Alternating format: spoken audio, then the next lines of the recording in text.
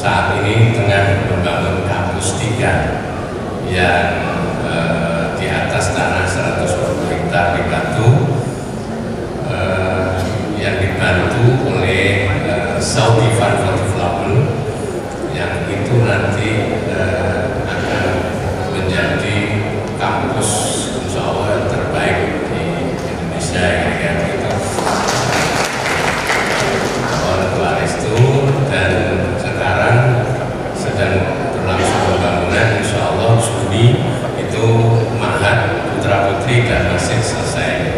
Selanjutnya nanti Fakultas Kedokteran dan Saintek diperkirakan tahun 2024 juga selesai, dan itu baru Ar-Rahim saja, karena desainnya itu seluruhnya semuanya itu Bismillahirrahmanirrahim, basmalah. Nah, 1 triliun itu baru Ar-Rahim, nanti 1 triliun lagi Ar-Rahman, 1 triliun lagi Allah, terus Bismi, berarti butuh 5 triliun ya. Nanti rektor berikutnya harus melanjutkan, kalau enggak nanti nggak lengkap. Bapak Ibu yang saya hormati dan para guru besar, ini ada senior kita Prof. Bahar, Prof. Mulyadi, dan para guru besar dan calon guru besar yang sama-sama kita hormati. Demikian sambutan saya. Sekali lagi terima kasih Prof. Said, mudah-mudahan kita diberikan kesehatan lahir batin dan panjang umur. Akhirul kalam, Assalamualaikum warahmatullahi wabarakatuh. Waalaikumsalam warahmatullahi wabarakatuh. Terima kasih. Dan diizinkan foto bersama, mungkin Bapak Ibu bisa berdiri. 2 dan 3. Assalamualaikum warahmatullahi wabarakatuh.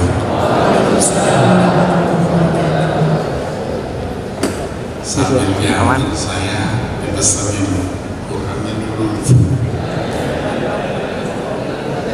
Iya, karena Pak Rektor membongkar rahasia ya. Saya baca mungkin 1 ayat 2 ayat ya, nanti kita lanjutkan dengan tausiah.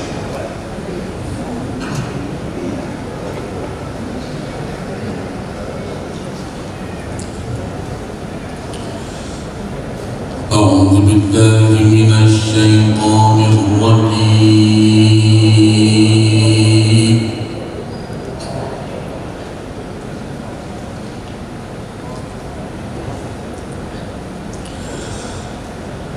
بسم الله الرحمن الرحيم.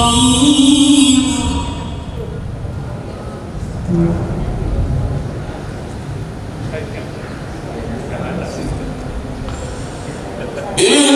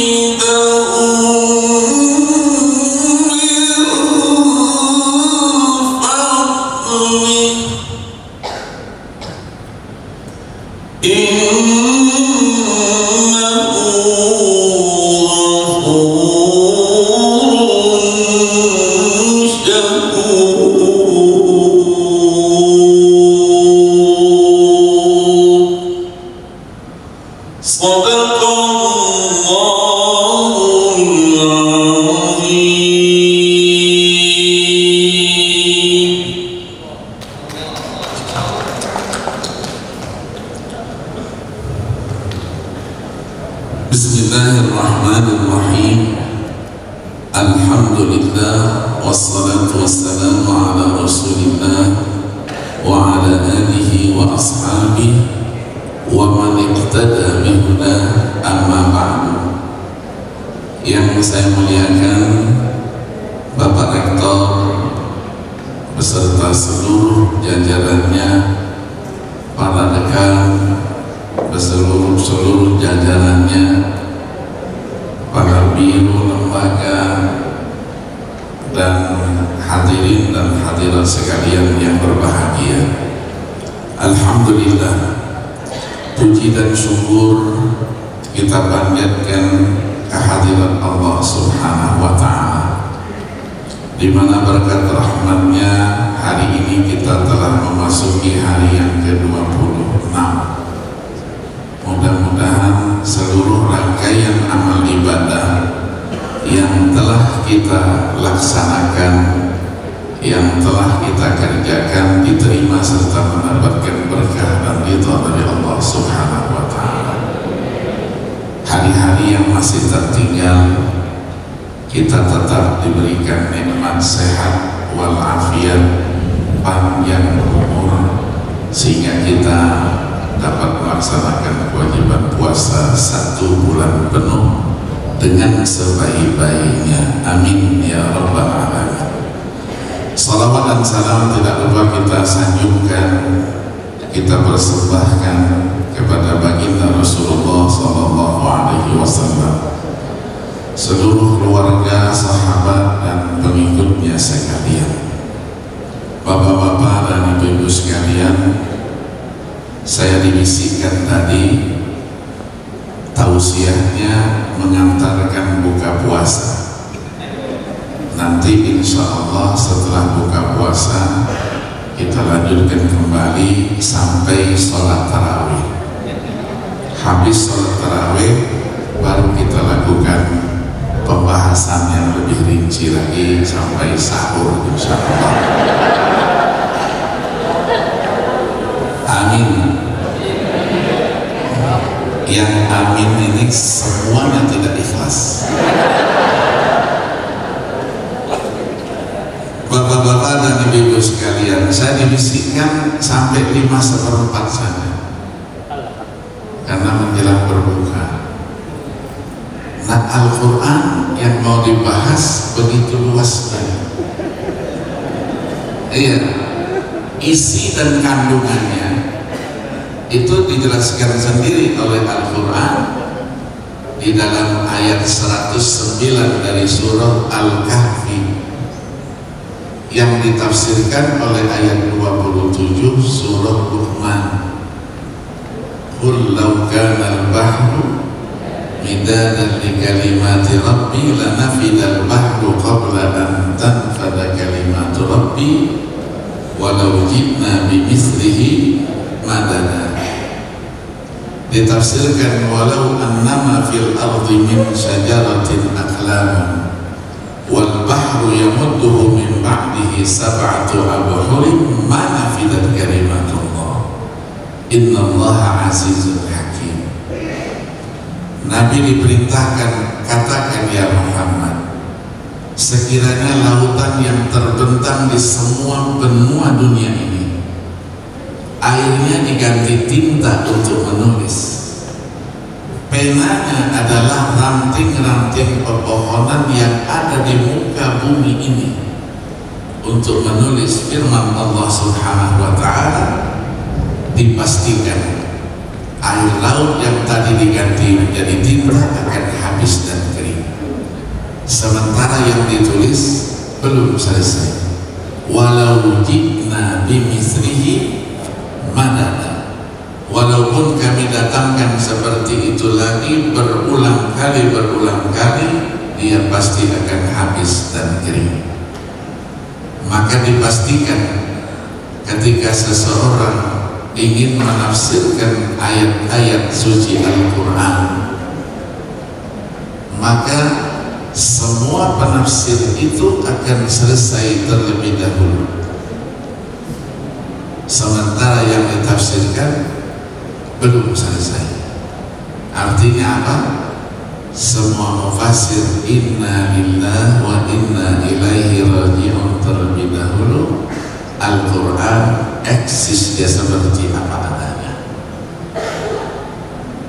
Nah, berbicara nuzulul Quran, yang kita ketahui bahwa Al-Quran itu diturunkan melalui 3 periodenya secara keseluruhan, dari Lauhil Mahfuz sampai kepada Baitul Izzah, langit tertinggi.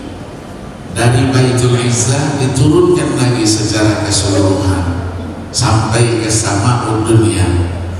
Dari Sama'ud Dunya barulah diturunkan secara berangsur-angsur sesuai dengan keperluan, sesuai dengan jawaban dari kasus dan permasalahan hidup yang dialami oleh umat pada waktu itu, nanti sampai dengan akan datang. Al-Quran adalah pedoman dan semuanya lengkap. Semua solusi dari kasus permasalahan yang dihadapi oleh umat ada di dalam Al-Quranul Karim. Tadi Pak Rektor menyinggung itu. Al-Quran sebutkan jati dirinya seperti itu. Ayat 38 dari surah Al-An'am, ma farratna fil kitabi min syai', tidak kami alpakan, tidak kami tinggalkan dalam Al-Quran itu sesuatu pun. Punnya dari mana? Dari nakirahnya. Ulama katakan, ulama usul fikih, Bumi kata di sini, an-nakiratu fi siyaqin nafi ta'um. Nakirah yang didahului oleh ma nafi, dia bersifat umum.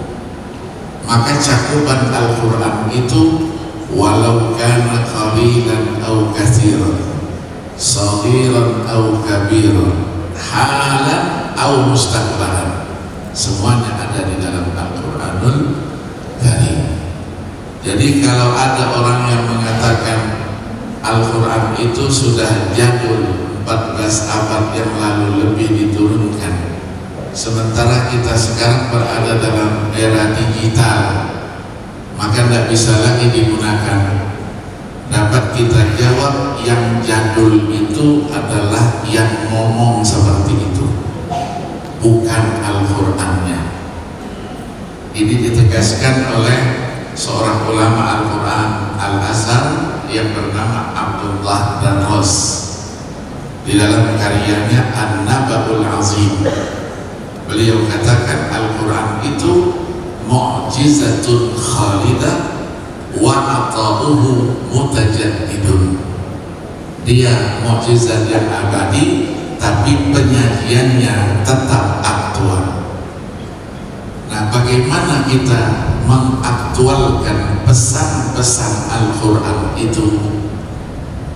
Maka Al-Quran memberikan penjelasan, menjelaskan jati dirinya dalam banyak ayat. Apa itu Al-Quran?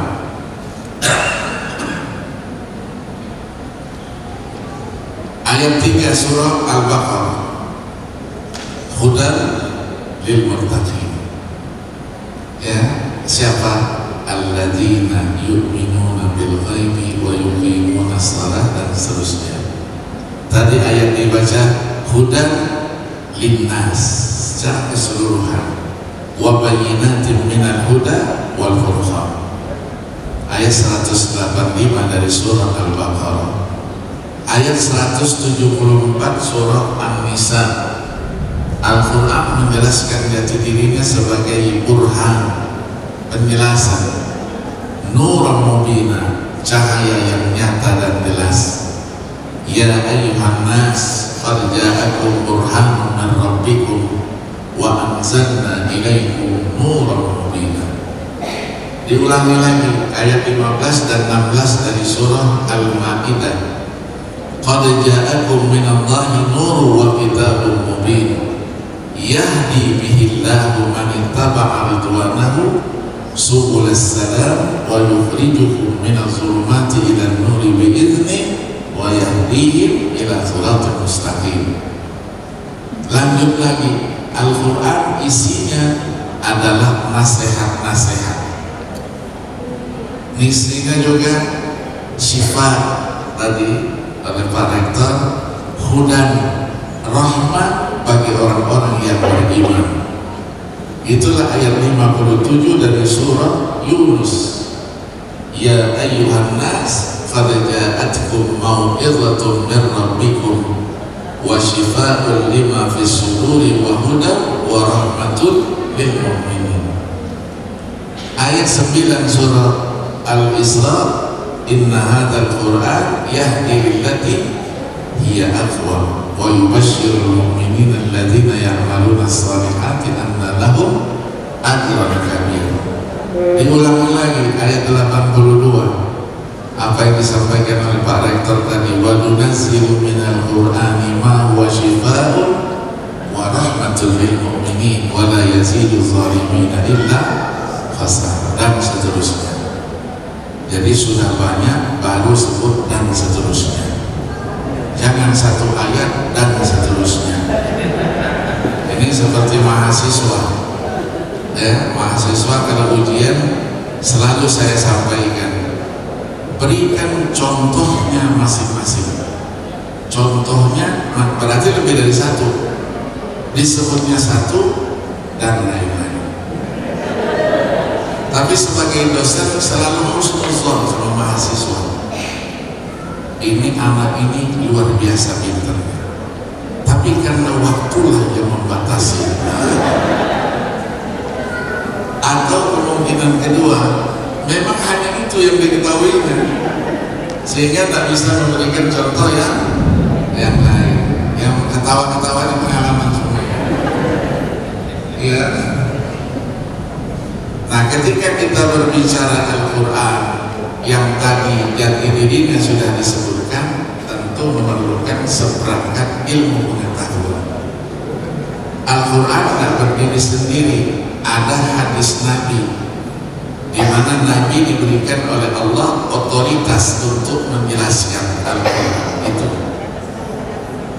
Wa anzalna ilaika dzikra litubayyina lin-nasi ma nuzila ilaihim wa la'allahum yatafakkarun.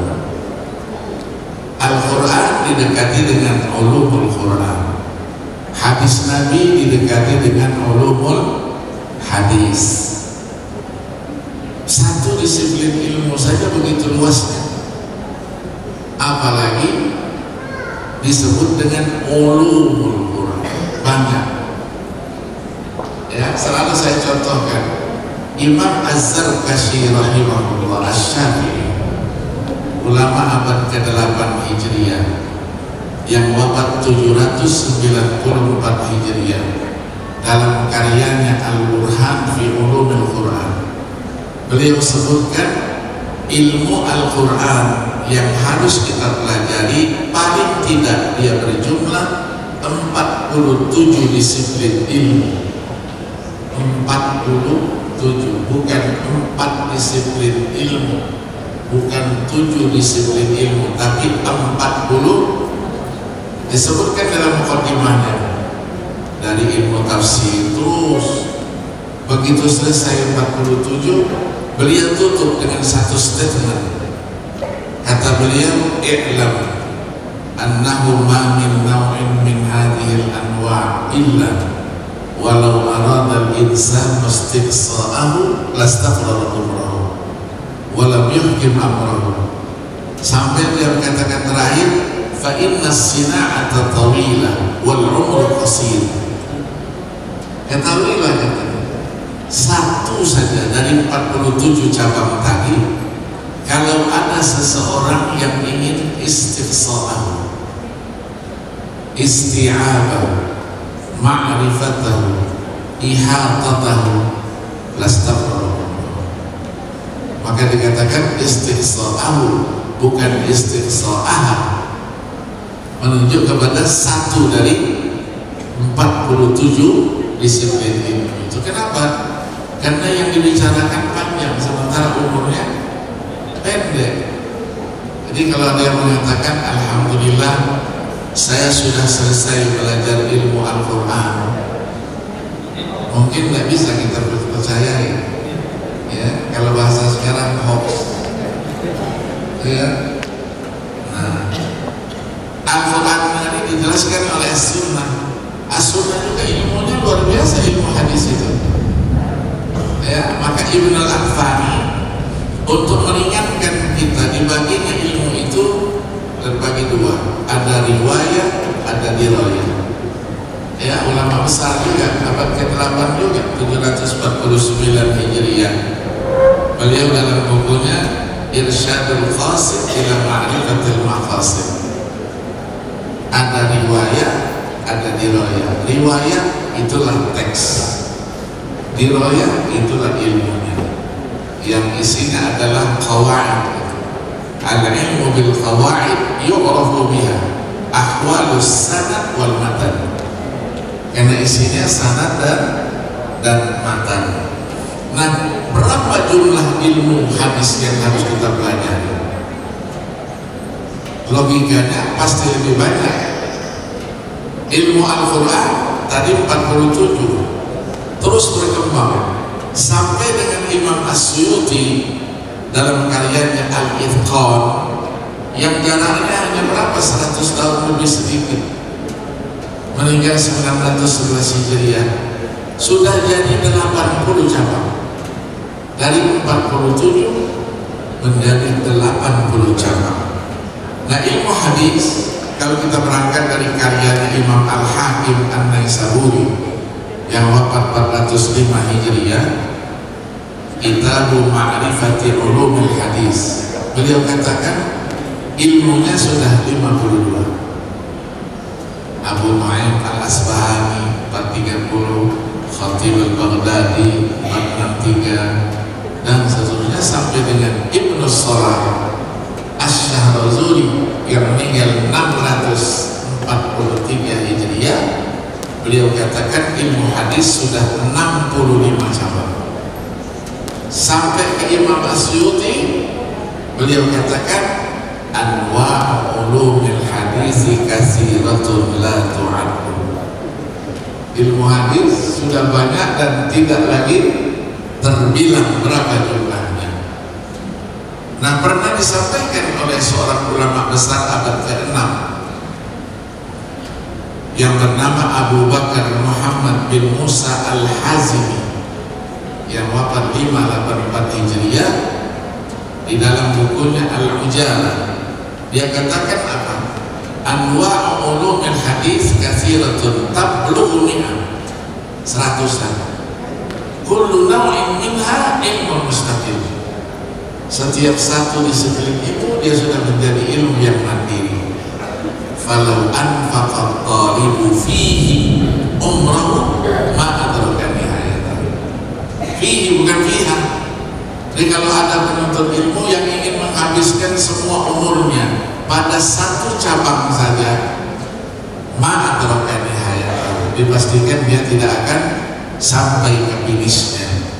Belajar satu cabang saja belum selesai sudah inna lillahi wa inna ilaihi.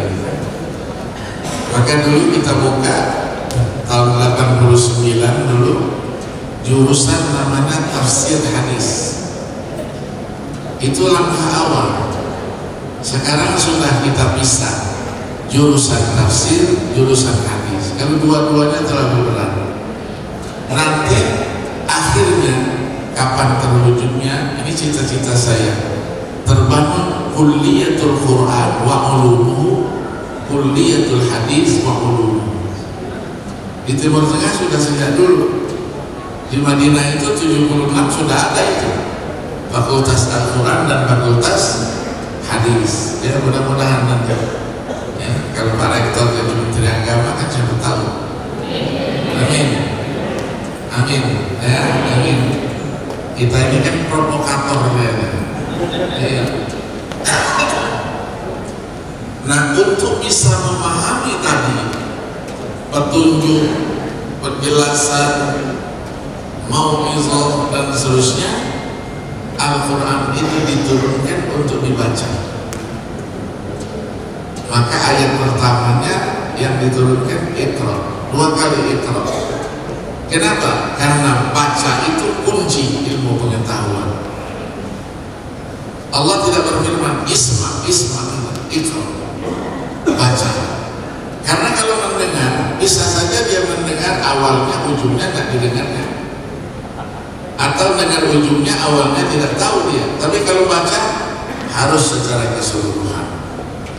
Nah, orang yang membaca Al-Quran itu adalah orang yang senantiasa setiap saat dia berdialog dengan Allah Subhanahu wa Ta'ala sebagai penciptanya. Dia berkomunikasi. Maka Nabi katakan, man arada ayyatakallama ma'allah falyaqra'il Quran. Baca Al-Quran. Membaca Al-Quran tidak seperti membaca yang lain, ada nilai ibadahnya. Al-muta'abbadu bitilawatihi, satu huruf punya arti. Maka Nabi katakan, la aqulu alif lam mim harfun wa innamal alifu harfun wal lamu harfun wal mimu harfun likulli harfin hasanah wal hasanah bi asyri amthaliha ila 700 dhaifin. Aku tidak mengatakan alif lam mim itu satu huruf, tapi alifnya satu, lamnya satu, mimnya satu. Setiap satu huruf satu kebalikan, dilipat gandakan menjadi 10 sampai 100 sampai 700. Jadi kalau ada orang yang tidak bisa membaca Al-Quran, baca alif lam mim saja lah.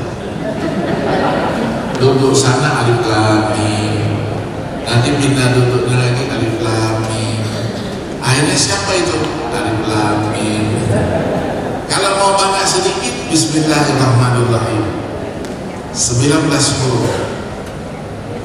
Duduk sana Bismillahirrahmanirrahim, berangkat dari duduknya Bismillahirrahmanirrahim, akhirnya melekat ya Bismillahirrahmanirrahim. Karena Al-Quran itu satu huruf saja punya makna. Maka dari 323.716 huruf menurut perhitungan Ismail Al-Faruqi, menurut perhitungan Syekh Nawawi Al-Bantani yang wafat 1897 itu, beliau katakan jumlah hurufnya 315.980 huruf. Kenapa terjadi perbedaan? Karena terjadi perbedaan di dalam basmalah. Apakah bismillah itu satu ayat dari setiap surat ataukah tidak? Setelah mereka sepakat, satu ayat dari ayat 30 dari surah An-Naml, innahu min Sulaiman wa innahu bismillahirrahmanirrahim. Ketika satu huruf itu bertemu dengan huruf yang lain, kita sebut dengan kalimat kosakata. Al-Quran itu isi kosakatanya ada 77.934 kosakata, 114 surat. Berapa juz? 30 juz apa semuanya? Sama 30 juz. Iya. Maka orang yang bisa baca Al-Quran posisinya terhormat di sisi Allah Subhanahu wa Ta'ala. Yang bisa membacanya sesuai dengan ilmu tajwidnya, makharijul hurufnya, sifatul hurufnya, ahkamul hurufnya, ahkamul maddi wal qasarnya, ibtidak waqafnya. Itu Rasulullah sabdakan, al-mahiru bil Quran ma'as safaratil kiramil bararah, akan bersama para malaikat yang terhormat. Nabi juga pernah bersabda, hadis riwayat Abu Hurairah, di tengah-tengah sahabatnya Nabi bilang, lillahi ahlun fid dunya, Allah itu punya keluarga di dunia. Sahabat kembali bertanya, betul ya Rasulullah? Betul. Terus mereka bertanya, man haulani, siapa mereka itu? Nabi terus jawab, haulai alladziina yaqra'una al-Qur'ana fid dunya. Man akramahum faqad akramahumullah, wa man ahanahum faqad ahanahumullah. Itulah orang-orang membaca Al-Quran di dunia. Siapa yang memuliakan mereka, Allah akan muliakan. Siapa yang menghina mereka, Allah juga akan hinakan. Di penghujung hadis itu, Nabi pesan khusus kepada Abu Hurairah, ya Abu Hurairah, laisa fil ardi ahadun akrama indallah ba'dal anbiya, melainkan hamilul Quran. Tidak ada di dunia ini yang paling mulia setelah para nabi-nabi melainkan ahlul Quran. Dalam satu riwayat itu adalah ba'dal ulama. Inna akramal ibadi indallah fi hadhihi dunya ba'dal anbiya al ulama summa hamalatul Quran. Apa yang didapatkannya? Di sini ada 4 poin. Yakhrujuna minad dunya kama yakhrujul anbiya. Nanti ketika meninggalkan dunia, dia seperti para nabi-nabi. Ulama katakan itulah jaminan husnul khatimah yang selalu kita minta, ya Allah biha, ya Allah biha, ya Allah bihusnil. Yang kedua, nanti ketika dibangkitkan, wa yuhsyaruna min quburihim ma'al anbiya, dibangkitkan sudah bersama para nabi-nabi. Kalau sudah bersama nabi-nabi kemana? Pasti ke surga. Wa yamurruna 'ala sirat ma'al anbiya, menyeberangi jembatan Shiratal Mustaqim bersama nabi-nabi. Para ulama katakan jaminan keselamatan dalam penyeberangan itu. Karena kalau terpleset jatuh dia ke bawah, diterima oleh api neraka, nar jahannam. Yang keempat, wa yakhuduna thawabal anbiya, mendapatkan pahalanya para nabi-nabi. Nah di ujung itu pesan buat kita, fatuba, kata Nabi, bahagialah, beruntunglah, li talibi ilmin hamilul Quran. Orang yang menuntut ilmu, dia sudah punya hafalan 30 juz. Maka orang yang hafal Quran pasti dia cerdas. Quwwatul dzakir, cerdas dia, paling unggul dia di kelas itu. Jurusannya apa saja, mau kedokteran, mau matematika, mau ekonomi, kalau wisuda ada hafal Quran, pasti dia yang paling unggul. Yang kedua, malakatul arabiyah. Malakatul arabiyah, karena setiap hari baca Quran, maka pasti arabiyahnya fasihah. Yang ketiganya ar-rahatul nafsiyah, ada ketenangan jiwa, kemana-mana Al-Quran tenang, ganggu nggak bisa juga. Tadi nanti kita ceritakan nanti yang namanya syifa'ul lima fisudur itu. Yang keempatnya apa? Ar-rif'atu fid darain, dia punya kemuliaan di dunia dan di akhirat. Allah muliakan. Nah kita bersyukur kepada Allah, UIN malam ini terbanyak hafiz-hafizah. Tepuk tangan dulu dong. Ya, maka diberi jaminan kalau masuk hafal Quran bebas SPP, walaupun rektornya pusing cari duitnya dari mana. Ya, ini juga berlaku untuk fakultas-fakultas di lingkungan Dikti. Ya, hasil provokator saya dengan Pak Nasir dulu. Pak Nasir harus tinggalkan, sebentar lagi jabatan sudah selesai. Apa itu Pak Yai? Buat keputusan menteri, siapa yang hafal Quran mau masuk perguruan tinggi mana saja, fakultas apa saja, bebas testing. Yang kedua, bebas SPP dan dikasih beasiswa sampai selesai S1. Alhamdulillah. Maka sekarang banyak hafalatul Quran yang ada di perguruan tinggi di lingkungan IPTI itu. Ya, kalau UIN jelaslah banyak hafal Quran yang memang miliknya kan. Ya, maka dibuat lagi. Dia hafal Qurannya berapa? 5 juz. Berapa semester dibebaskan SPP-nya? Oh, 10 juz, 20 juz. Terus begitu. Itulah cara kita memuliakan ahlul Quran. Maka dulu ketika di sini sudah mulai ada ma'hadnya, sudah saya lihat dulu itu sebelumnya kan saya sudah ngajar dulu di sini, ngajar di Unisma setiap bulan, ngajar di sini. Ketika saya dipercaya sebagai Menteri Agama, satu-satunya sekolah tinggi agama Islam negeri yang langsung lompat dari STAI menjadi UIN.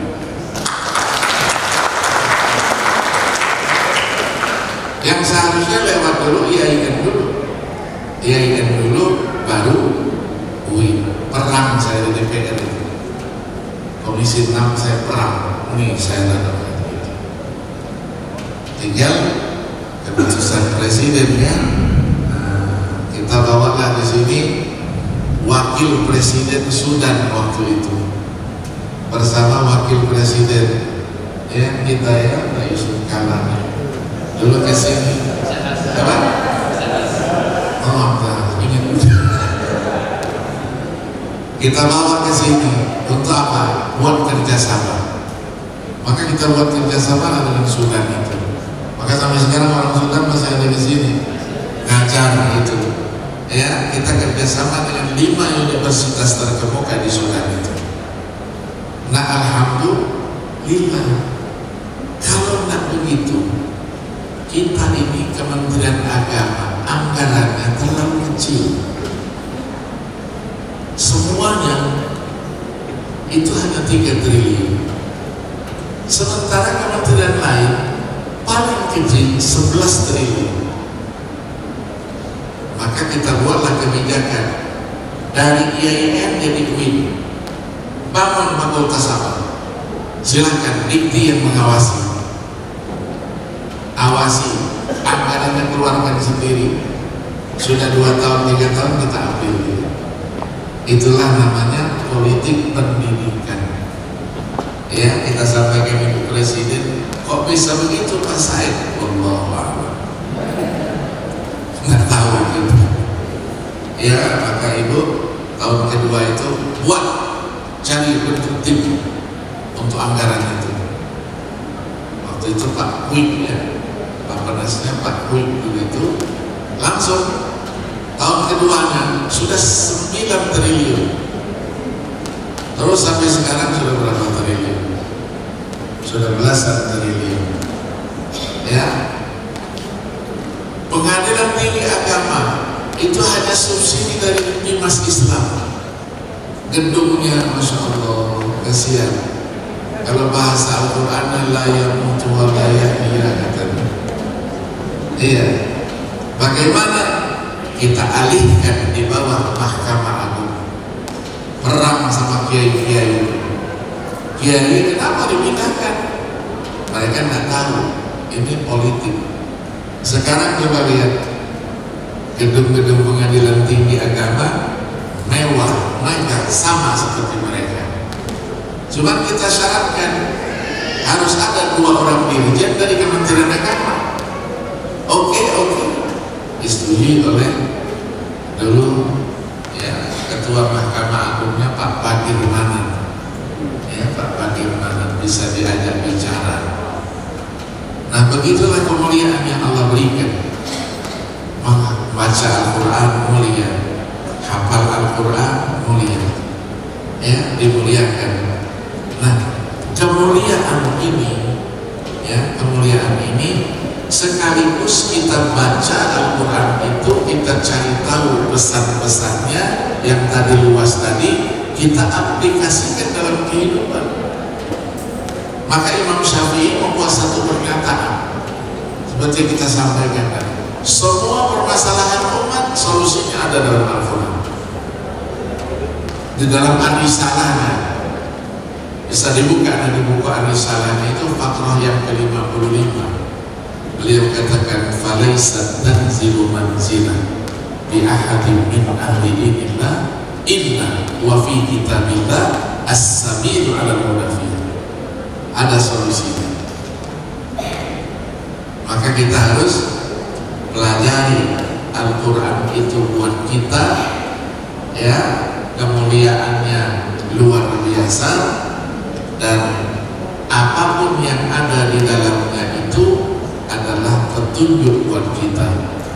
Kalau tadi dikatakan syifa'ul lima fis sudur, penawar hati, sudah tidak diragukan lagi, tidak diragukan lagi. Bacakan Fatihah saja, sakitnya apa, tiupin, suruh minum airnya, selesai. Iya kan? Iya. Apa lagi? Yang tidak punya jodoh, menginginkan seseorang, asal jangan istri orang. Oh, saya mau sama si A itu, tapi orang tuanya nolak dulu. Saya datangnya tidak bisa, kamu belum mau adalah. Iya, tidak usah repot-repot, bacain satu ayat saja. Siapa? Ini hasil dari provokator. Ada orang kaya, atau yang mengingat sekarang lanjut ke mana? Pak Maswan Batubara. Bapak banyak duitnya, biar duitnya manfaat adalah yang penting. Buat apa Ustaz? Buat hafal Quran. Siapa gurunya? Banyak. Teman-teman kita dari Timur Tengah, segudang di Sumatera Utara. Belikan rumah sebagai di tengah kota, desain seperti pondok. Siapa pesertanya? Bentuk tim, jangan ada titipan, betul-betul diseleksi sesuai dengan kemampuan IQ-nya. Anak-anak bukan anak-anak madrasah, anak-anak SMA itu, mereka pintar-pintar, dicari, dikumpulkan. Alhamdulillah sudah 4 kali wisuda, 48 orang. Jadi luar biasa. 3 bulan 10 hari, paling lama 5 bulan 10 hari 20 hari sudah hafal 30 juz. Ya, inilah Al-Qur'anul Karim. Sudah buka ya? Nanti kita lanjutkan. Tadi habis buka, sholat, kita kesini lagi ya Pak ya. Ada isyarat. Iya, jadi cerita Al-Quran ini tidak bisa waktunya, baru satu sisi saja sudah selesai. Belum kita membahas yang lainnya, tafsirnya, apanya itu, ya dari sebelumnya itu belum kita laksanakan. Tapi saya yakin Win malam ini adalah pusatnya, ya, studi Al-Quran. Ya, pusatnya studi Al-Quran.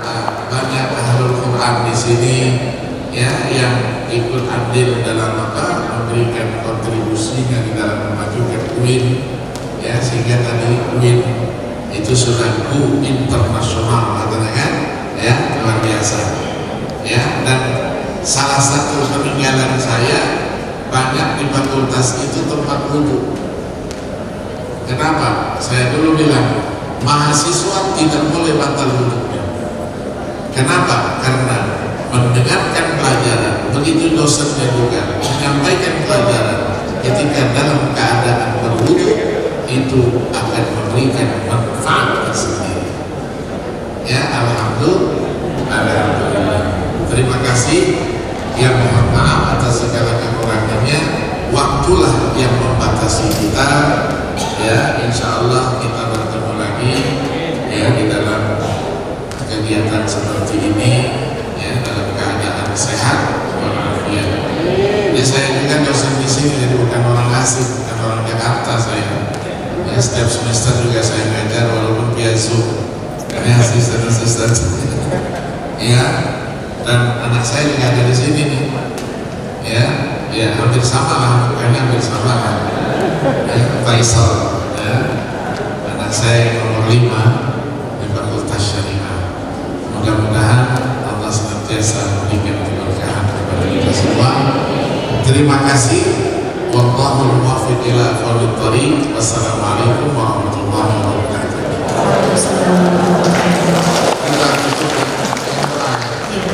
Kita tutup dengan doa yang selalu saya bacakan, doa supaya kuat hafalannya. Ya, Bismillahirrahmanirrahim. Alhamdulillahirabbil alamin. Allahumma shalli wa sallim ala sayyidina Muhammad wa ala ali sayyidina Muhammad. Allahumma inna nas'aluka fahman nabiyyin wa hifdzal mursalin wa ilhamal malaikatil muqarrabin. Allahumma aghnina bil ilm wa zayyinna bil hilm wa akrimna bit taqwa wa jammilna bil afiyah bi rahmatika ya arhamar rahimin. Allahumma arzuqna hubbal Qur'an wa fadlal Qur'an wa sakinatal Qur'an wa nural Qur'an wa barakatal Qur'an wa shifa'al Qur'an wa rahmatal Qur'an wa hidayatal Qur'an.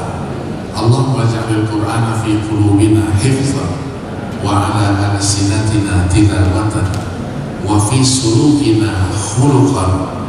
Allahumma arzuqna minhul ilmu wal amal. Allahumma shrah sudurana bil Qur'an wa bayyid wujuhana bil Qur'an wa nawwir quburana bil